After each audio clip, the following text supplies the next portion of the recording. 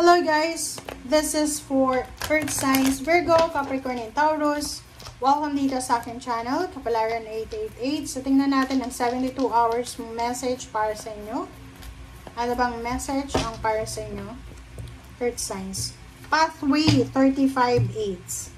Okay, yung mga Earth Signs dito na you're waiting for an opportunities, possibilities, or nag-a-apply ka ng trabaho, naghahanap ka ng employer, ng agency, ng company, ng relationship, ng bahay na pwedeng matirhan, naghihintay ka ng plane ticket, ng contract signing, or kung ano pa man. Sinasabi ng baraha sa'yo dito na for the next 72 hours, posibleng meron ng liwanag, meron ng sagot sa mga hinihintay nyo. So, may pag-asa. Parang yung sinasabi ng mga butterflies sa inyo. So, hindi na dapat kayo daw mag-alala. Step out of your comfort zone. Oh, diba? So, same din to.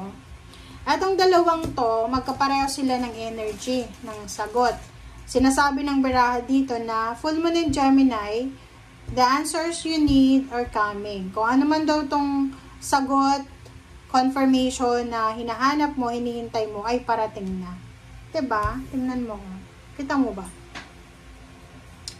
Okay. And step out of your comfort zone. So, kinakailangan mong lumabas sa comfort zone mo. Okay? Kung gusto mong Earth Signs, kung gusto mong makuha etong sagot na to, or gusto mong makuha yung tagumpay na minamanifest mo, oras na para lakasan mo ang loob mo. And yun, lumabas ka sa comfort zone mo, hanapin mo to na nakatadhana na sagot para sa'yo.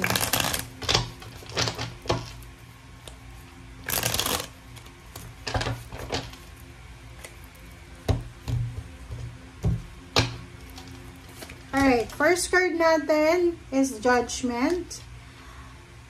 Sinasabi ng baraha sa'yo dito na posibleng isang decision making ang gagawin mo within the 72 hours na pwedeng magdala sa'yo ng selebrasyon.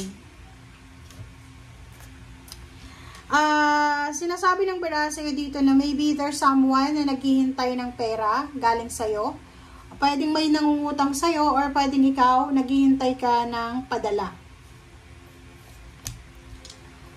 Six of Wands and wow.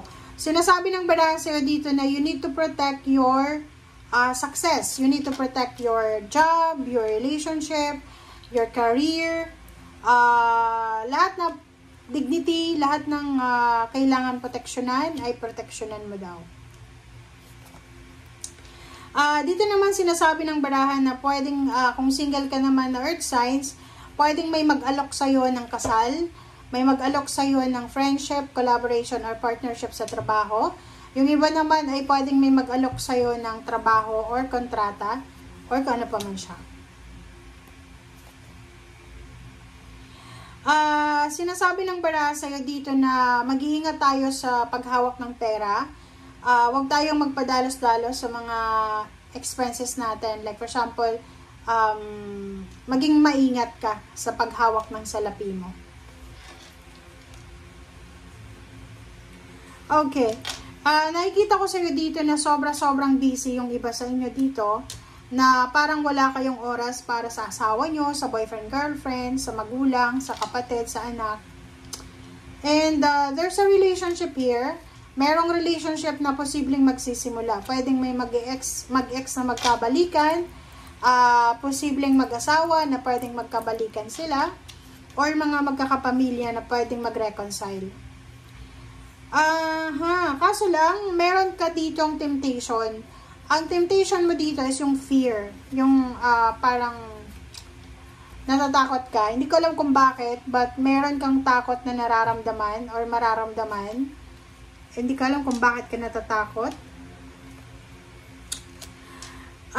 Isang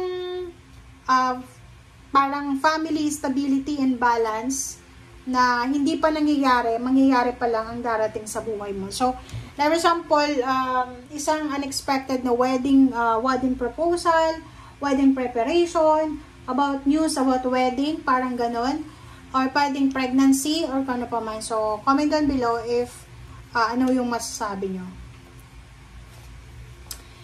Mayroon dito na earth signs na sobra-sobra siyang excited para sa travel niya.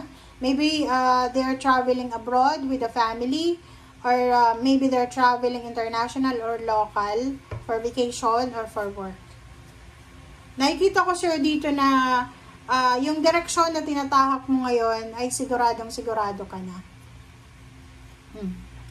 Diba? Sabi ko sa inyo eh. Okay.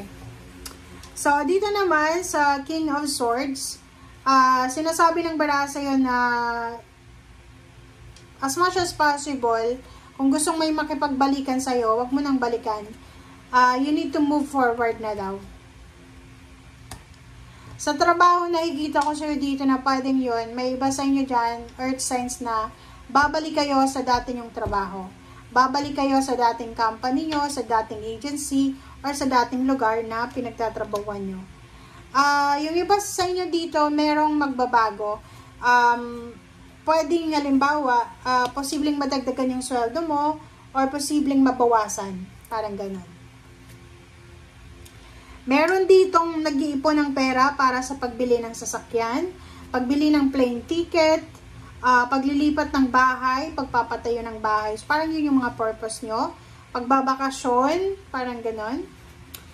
And why you're feeling regret, you're feeling worried, regret. So, ay kita ko sa'yo dito, may kaaway ka ba or meron kang misunderstanding? Kasi ang nakikita ko sa'yo, medyo nangihinayang ka sa relationship or sa mga away, sa gulo. Mag-comment ka nga, earth signs. Earth sign, kasi sinasabi ng baraha dito na spilled milk siya eh. So, medyo nangihinayang ka.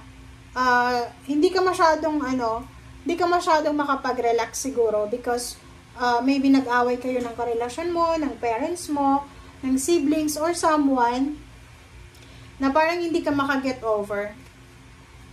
Okay? Partnership, collaboration. Wow! So, you're lucky because posibleng sa loob ng trabaho, like yung, halimbawa yung mga team, diba? Team A, Team B, Team 1, Team 2. You're lucky because mapapasali ka sa isang team na sobrang magagaling yung mga membro. Pwede din na may mga tao na gustong humingi ng tulong sa'yo financial, or pwedeng ikaw to na gusto mong humingi ng tulong financial. The World card. Yun, meron talaga dito na, ito i-confirm na, meron ditong Earth signs, Virgo, Capricorn, and Taurus na siya ay papuntang ibang bansa. And sobra-sobra siyang excited. Sobrang excited, masaya yung pamilya niya. Parang wish fulfillment to para sa kanila. Especially kung ito ay first timer pa lamang. So, kaya pala sinasabi sir dito na step out of your comfort zone, the answers you need are coming. So, kailangan mo palang lumabas ng Pilipinas kasi naandun yung sagot sa kahirapan mo. Okay? Thank you for watching guys. Bye!